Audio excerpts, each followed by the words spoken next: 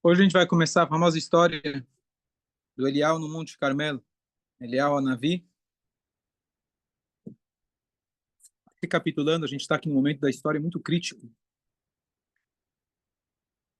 O povo de Israel já estava dividido. A gente está falando aqui o que estava acontecendo com as 10 tribos de Israel, chamado Malchut Israel. Elial Hanavi, ele tinha se exilado por muito tempo, 3 anos, fugindo do rei e da rainha que queriam matá-lo. E depois desse tempo, Hashem fala para ele voltar e avisar que vai ter chuvas. Mas antes disso, Eliyahu Hanavi vai fazer aquela famosa aposta, contest, que se fala, contest. Não, contest é Desafio. desafio.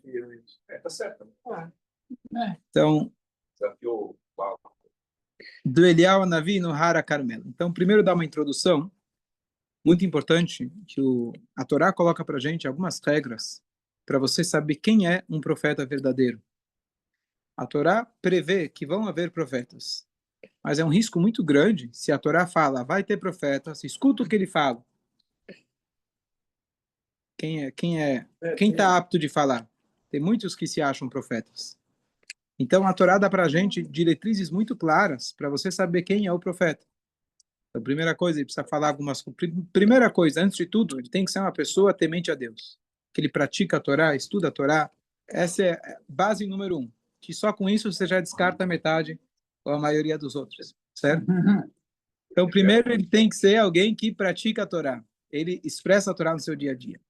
Depois disso, ele é uma pessoa que ele, além de praticar a Torá como qualquer pessoa, para ele conseguir atingir a profecia, ele precisa se afastar dos desejos materiais, ou seja, mesmo aquilo que é comum para todas as pessoas, tementes a Deus, comer, beber, dormir, etc. Ele é uma pessoa que ele faz tudo isso, mas num outro nível muito mais elevado. E depois disso, ele tem que falar coisas que vão acontecer. Ele fala, acontecem, ele já se comprovou como um profeta. Ele não precisa abrir o mar, ele não precisa voar, ele simplesmente fala coisas que vão acontecer. Porém, a Torá fala, ele pode até fazer milagres, pode até ser que ele aparenta dar bastante credibilidade. Só que se ele fala, vamos fazer idolatria, então você descarta. Se ele fala, a partir de hoje, não precisa mais fazer determinada mitzvah. Deus falou comigo e tal mitzvah foi anulada. Ou, a partir de hoje, temos uma nova mitzvah. Você pode descartar ele. Porém, ele sim tem o direito, que esse é o exemplo clássico aqui, na história do Elial Nehara Carmelo, fala, olha, Deus proíbe você fazer um sacrifício fora do templo. Porém, devido às circunstâncias, nós vamos fazer um sacrifício fora do templo, excepcionalmente, hoje. Não estou tirando para sempre uma mitzvah, não estou acrescentando uma mitzvah, não estou mandando fazer idolatria, porque idolatria não pode nem excepcionalmente. Não existe, hoje vamos fazer idolatria, não. Mas uma outra mitzvah, ele tem o direito, e a Torá coloca isso muito claro, que ele pode excepcionalmente falar pelas circunstâncias, a gente vai poder quebrar uma das mitzvot da Torá. E aí você tem uma mitzvah de escutar ele. Você não pode ser mais religioso que o profeta, dizer, não, hoje vamos mudar. Não, você tem que escutar ele. Ele é o profeta de Hashem, e é através da boca dele que está vindo a orientação do próprio Hashem que te deu a Torá.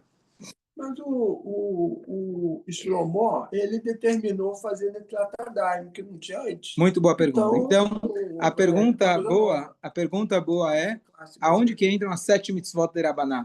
Porque aparentemente você está acrescentando sobre as mitzvot da Torá. A pergunta é muito boa. Deixar para outra hora.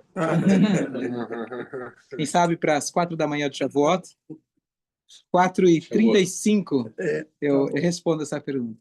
Mas você pode quebrar uma profecia. Eu não falei de quebrar a profecia, eu falei de quebrar a mitzvot. Não, ele tem que prever o futuro. Sim. Você pode quebrar isso. Pode não ocorrer, né? Pode não ocorrer. Depende. Então, uma das regras é coisas boas têm que acontecer, coisas ruins, e esse é o papel de muitos profetas, eles preveem coisas ruins, mas se você fizer chuva, pode não acontecer. Então, se ele fala uma coisa boa e não acontece, ele não é profeta. Se ele fala uma coisa ruim e não acontece, não quer dizer que ele não é profeta. Por exemplo, a história da filha, acho que de Rabi Akiva, né? Lá não eram profetas, lá eram eram como chama? Astrólogos. Não eram profetas. Ele não foi falar com profetas. A pergunta é por que Rabi Akiva foi... Na verdade, eles falaram para ele. Não foi que, não sei se ele foi procurar os astrólogos. Fala. Como que pode quebrar uma mitzvah? Não entendi. Pode repetir isso? Excepcionalmente, o Eliyahu Navi vai falar aqui, pessoal, não pode fazer sacrifício fora do templo. Mas lembrando que agora eles não tinham nem acesso ao templo, porque o templo estava com as outras tribos. Não podia. Não tinham como chegar lá, porque estava... Bueno, Mas tudo bem, mas em circunstâncias comuns, você não tem como chegar no templo, não por isso você vai poder fazer em casa. Mas mesmo assim, o Eliyahu Navi falou, vamos fazer aqui. Ele pode. Óbvio. Então, lembrando que o Eliyahu Navi tinha dito para o Ahav que vai chover, etc. Aliás, ele falou, se você quer... o que ele tinha falado para ele?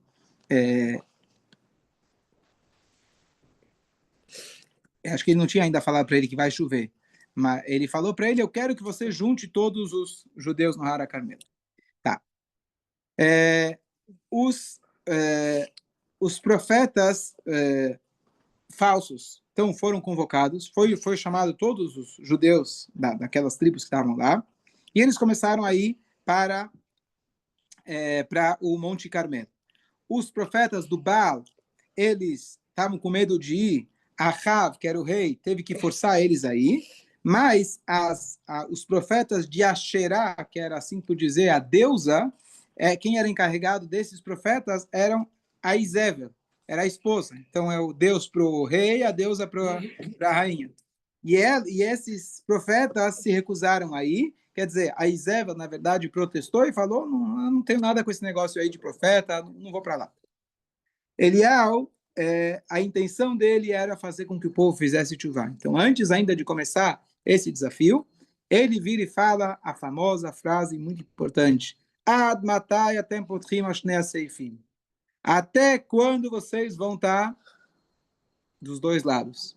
Em português se fala em cima do muro. Se Deus é o Deus, vai atrás dele. E se o Baal é o Baal, vai atrás dele. Pergunta, que história é essa? Você está dando opção? Você dá a opção? Você fala, se o Baal é o Deus, vai atrás dele? Então, Eliyahu Navi falou que tudo bem. É melhor você ir para o outro extremo do que você ficar em cima do muro. Quem está em cima do muro nunca vai fazer tchuvá. Quem vai para um lado tem a chance depois de reconhecer e fazer tchuvá. Isso a gente vê no Malachá, que o korban, o sacrifício, chamado Asham, que ele era um sacrifício, se você estava na dúvida se você pecou, ele custava mais caro do que um korban que você tinha certeza que você pecou. Por quê? Porque na dúvida você sempre ficava falando, não, mas talvez eu não pequei. Então você não fazia uma tchuvá como se deve. Então paga mais caro para tirando dinheiro do bolso, você vai fazer a tchuvá. Então você ficar na dúvida, um dia para cá, um dia para lá, você não se resolve, você fica sempre procurando a conveniência, você não vai fazer tchuvá. Então é melhor, de certa forma, que você se defina, vai para o outro lado, quem sabe assim a gente espera que você faça tchuvá. É uma coisa até arriscada, né? Imagina você chega e fala, uma criança que está meio para cá, meio para lá. Fala, não, é melhor que você... É uma coisa um pouco arriscada. Às vezes a gente fica mais cômodo falando, não, fica em cima do muro que está, pelo menos... Então é uma coisa, não sei... Então, parve se fala que é treif. Parve, teoricamente, é um termo que você usa para uma coisa que é neutra, né? Nem carne, nem leite. Mas no meio rabínico se fala que parve é treif. Por quê? Porque você tem uma louça, você fala, é parve. Aí o que você faz? Às vezes usando de leite, porque é parve. Às vezes você usando de carne, porque é parve. Então, parve é treif. É por isso também que se diz que é melhor o sujeito não cumprir a mitzvot do que cumprir com o pessoal que é reformista que acha que está... Não vou... Eu sei, politicamente correto não é. Não é politicamente correto. Eu digo que nós somos reformistas. A gente veio aqui para reformar o mundo. Sim, a gente está aqui, a gente não se conforma com as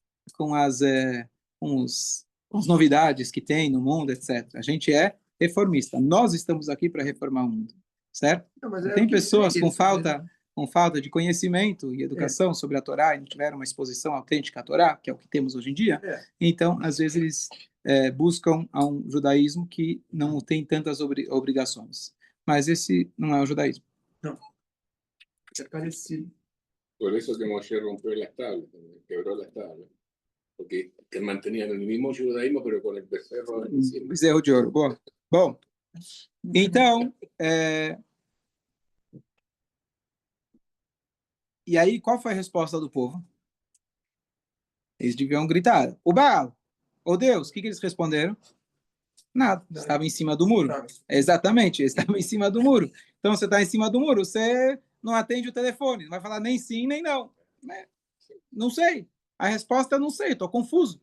E é justamente para isso que Eliyahu veio aqui e ele quebrou temporariamente essa lei para o povo ter um pouco de clareza, para o povo poder se despertar. Então, você vê que mesmo com a chamada dele, e Eliyahu Hanavi, eu imagino que na presença dele, qualquer um se mexeria, comoveria, mas eles não tiveram ainda a coragem de se definir. Isso é difícil. A pessoa se definir é muito difícil. Tem a sua posição. Então, eles continuaram em cima do muro. Além disso, eles também tinham medo de se definir, porque tinha lá o Ahav, a Izével, uma turma que poderia cortar a cabeça de quem falasse para que time que eles torcem. Né? Então, ele agora fala, as pessoas que vieram para lá, lembrando, não sabiam para que eles vieram. Não é que Eliyahu Hanavi anunciou qual que era o motivo do convite. Todo mundo veio lá para ver o que ia acontecer. Eles não sabiam o que estava esperando eles. É nessa hora, então, ele fala, nós fizemos essa assembleia para ver qual das duas partes está certa. Se é Hashem ou, Chas v'Shalom, o Baal. Eu sou o único profeta que sobrou de Hashem. E vocês aqui do Baal estão em 450 profetas. Teoricamente não é tão justo, mas tudo bem, não tem problema.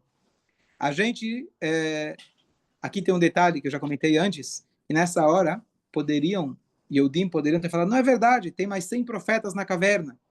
Lembra que o Ovadia estava guardando eles na caverna, mas eles se calaram. Então isso foi um mérito para o povo judeu que ainda mantiveram esse segredo. E aí ele fala, eu quero que os profetas do Baal tragam 2 touros idênticos, aqui não diga que esse era ou esse não era, e a gente escolhe um para a gente abater em cima de uma pilha de madeira, que esse vai ser o nosso altar aqui. Vocês vão... vocês escolhem o touro, pode escolher primeiro, vocês escolhem o touro, e eu vou escolher depois, eu vou ficar com o outro. Ninguém vai acender o fogo, conhecem a história, e vocês vão pedir para o Deus de vocês, e eu vou pedir para o meu. O fogo, aquela oferenda que for aceita através do fogo, vai ser mandada pelo Deus ou pelos deuses. Essa é a prova de que esse é o Deus verdadeiro. Topam? Se você estivesse lá do lado do Baal, você ia topar ou não ia topar?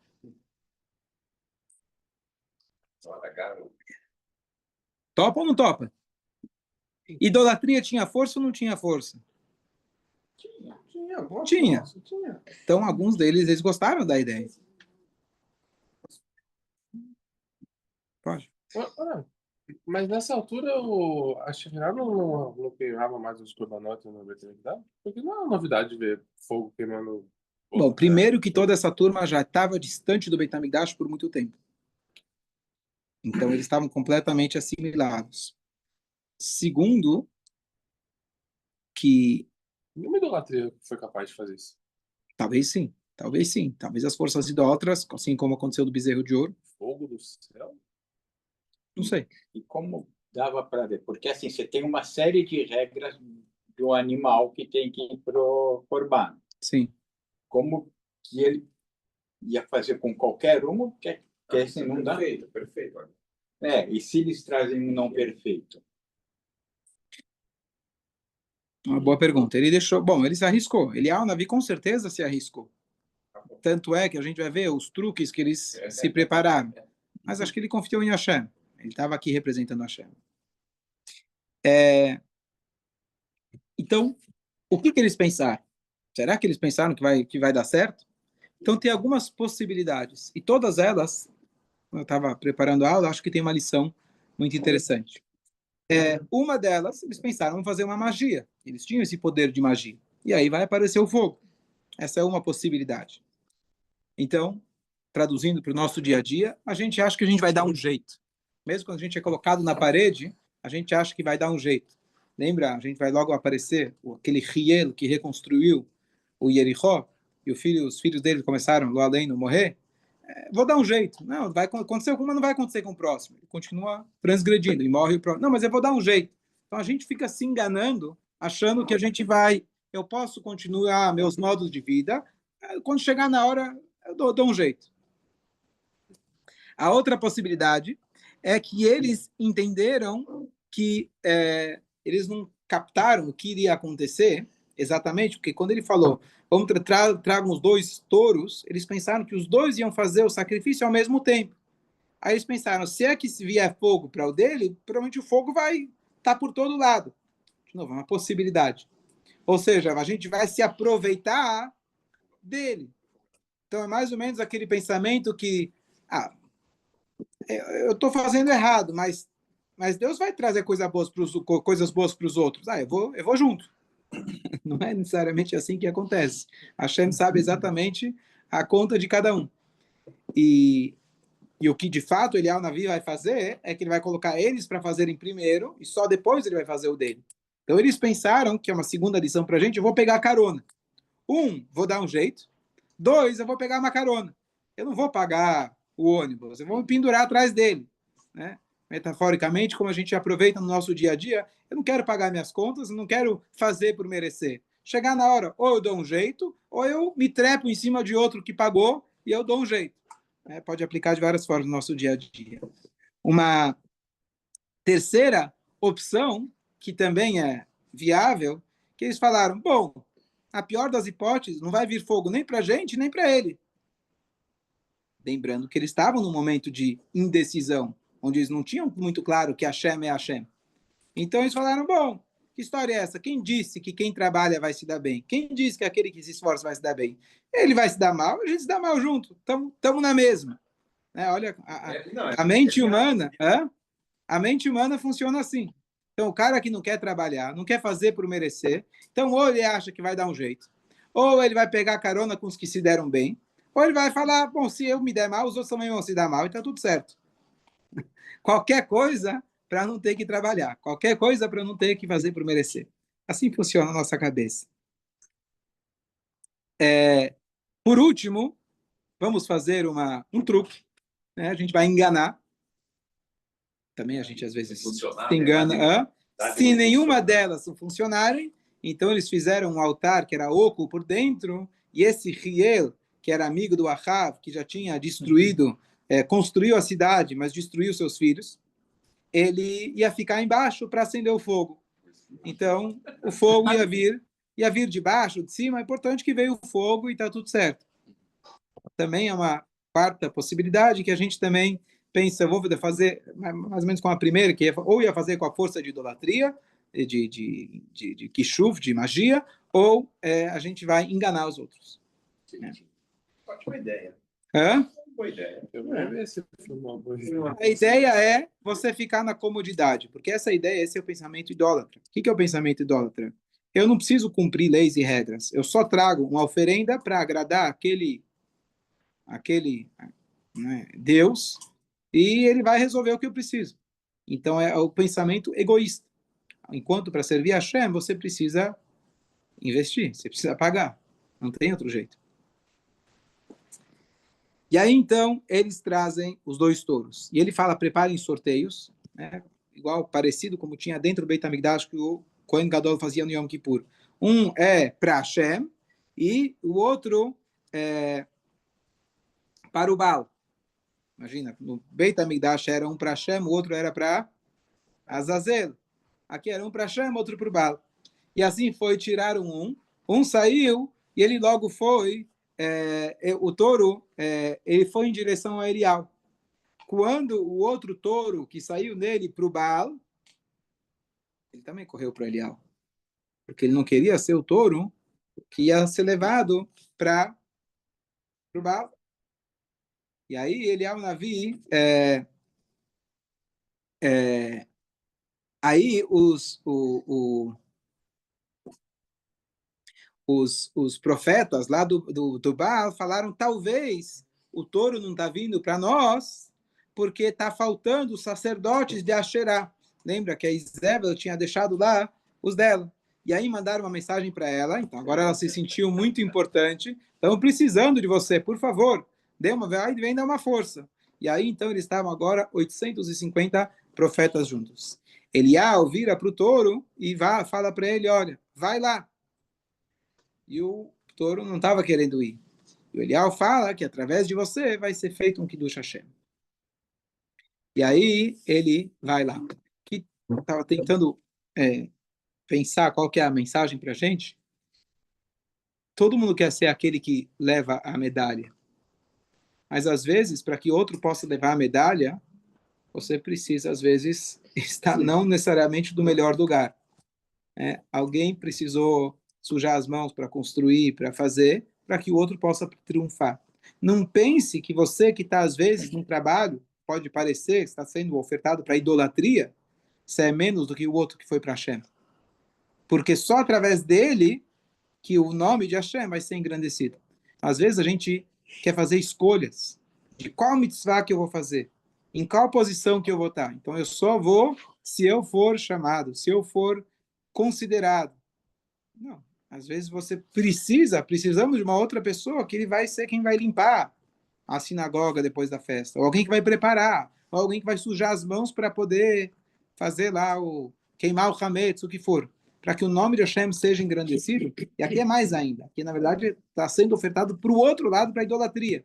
Mas a ideia, pelo menos para a gente, que a gente não escolhe o trabalho. O importante é que o nome de Hashem seja engrandecido. Se é através de mim ou através do outro touro, não faz diferença. O importante é o resultado que Hashem vai estar, o nome dele vai ser engrandecido.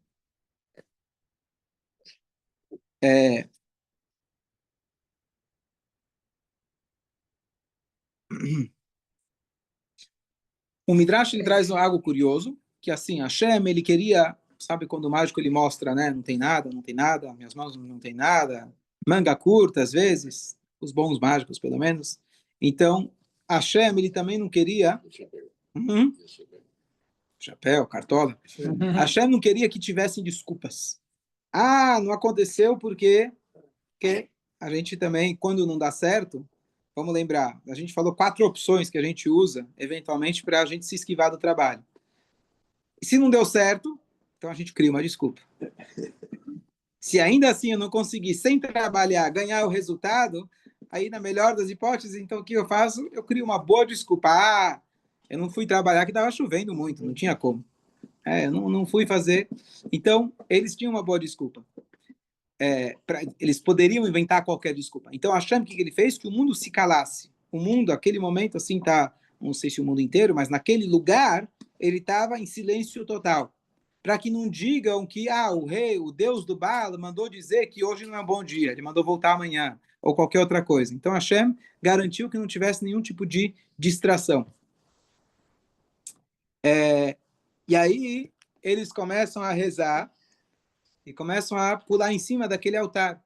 Pular em cima do altar era uma prática idólatra, mas também era um jeito de bater na porta do cara que estava lá embaixo e avisar, vai começar. E aí eles começam a pular, e nada. Eles começam a bater mais forte, e nada. E aí, eles, inclusive, chegou até o meio-dia. E a Hashem fez de propósito, porque meio-dia é a hora que o sol está forte. E quem adorava o sol, lembra a gente falou o Deus do sol, o Deus da lua? O sol agora está no ápice. Esse é o momento melhor para você pedir. Não vai me dizer que hoje está nublado, que hoje não deu para pedir, não vem com história. Está lá, o sol com tudo. E Eliyahu, então, começa a zombar deles. Por quê? Para aumentar o suspense. Para aumentar o suspense para dar mais cavalo para Hashem, obviamente. Então ele fala... Não, reza mais. Acho que vocês não estão rezando forte o suficiente, né? Tem pouquíssimas coisas que é permitido a gente zombar, uma delas é a idolatria. A gente pode zombar da idolatria. Pelo contrário. Tem a data que foi isso aí? A data precisa? Aí aqui não tem, mas A gente pode fazer um cálculo pelo menos aproximado, na época que ele O viveu, dia, o mês, não? não sei.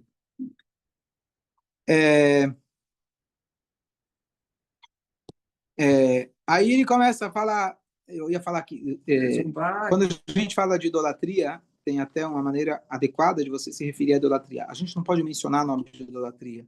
Pelo contrário, você tem que encontrar um nome que seja depreciativo. Então a gente fala Cão Paulo. Sim. Né? Porque a gente não deve, pelo menos não deveria falar.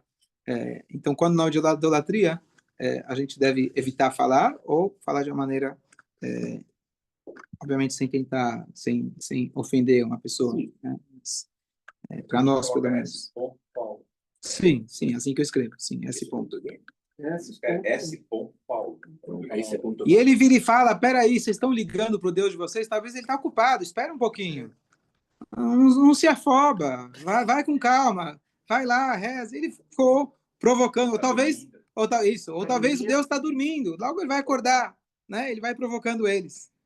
E os profetas, para ver como eles eram, eles levaram a sério. Eles acharam realmente, talvez vai ver que Deus está dormindo, que Deus quer esse que dorme, mas tudo bem. E aí eles começam, inclusive, a se automutilar, cortar suas peles, que isso é uma prática idólatra, proibida pela Torá. E passou do meio-dia e não teve nada, e o Riel também não teve nada, e a gente sabe o que aconteceu com o Riel, Hashem mandou uma cobra que matou ele lá. Né?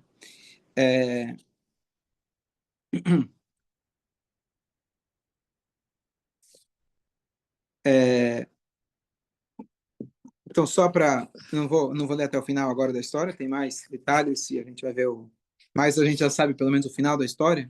O final da história é que Eliyahu Navi, ele vai rezar para Hashem, e essa vai ser a hora de Mincha, a famosa passagem que a Halachá traz para a gente, que Eliyahu Navi foi atendido justamente na hora de Mincha, então a hora de Mincha é uma hora muito propícia para Hashem atender nossas rezas. Uma das explicações é o fato de você estar no meio do teu dia, no meio do teu trabalho, você vai lá, para rezar, especialmente agora que é 5h25 da tarde, você está ainda no meio da sua jornada de trabalho, você para. Eu não sei exatamente qual hora que era, mas já era Mincha. Pode ser que era Mincha Gdolá ou Mincha Ktaná. Não, a Gdolá não é meio-dia. O primeiro horário para Mincha é 1 hora mais ou menos depois do 1h05, um pouquinho depois. Não é das 5. 1 hora e pouco depois da metade do dia. Eles ficaram quase 4, 5 horas pulando, cantando lá, tentando conseguir alguma coisa. Sim, sim. Eu devia ter desistido, você já teria desistido. Eu? 5 minutos. É para você ver como eles realmente acreditavam naquilo. Né? Quando eles apostavam a vida nisso. Então, a gente conclui depois de Shavuot, Bezrat Hashem. Aí ele vai colocar água, ele vai mostrar, quer dizer, ele aumentou o suspense por um lado, e agora ainda vai mais. Ele vai jogar água em cima, etc., até que o fogo de Hashem vai aparecer, vai consumir. Não, o Beit HaMikdash não jogava água em cima da fogueira. Você jorrava água no altar, num caninho que tinha no canto do altar. Você não jogava água em cima da fogueira esperando que vai vir fogo do céu. Não. Ele jogou em volta, não foi? Não. Ele fez com as pedras? Ele jogou em volta, assim. Também para queimar água. Para água pegar fogo. Tá vendo? E o boi... então, já que vocês querem, hein? E o boi que não queria ir para lá... Aqui ele traz. Ele cavou ao redor do altar um grande fosso, cerca de 100 amot de comprimento e 50 amot de largura. A gente não sabe a profundidade. E a ideia dele era inundar o Mizbeach com água. Então não era só em volta, aparentemente. Bom, a gente vê depois mais detalhes. Ok, a gente conclui por aqui. Já saímos aqui com bastante lições para o Hashem para o nosso dia a dia. Lá no Carmel, eu fui uma vez, tem uma caverna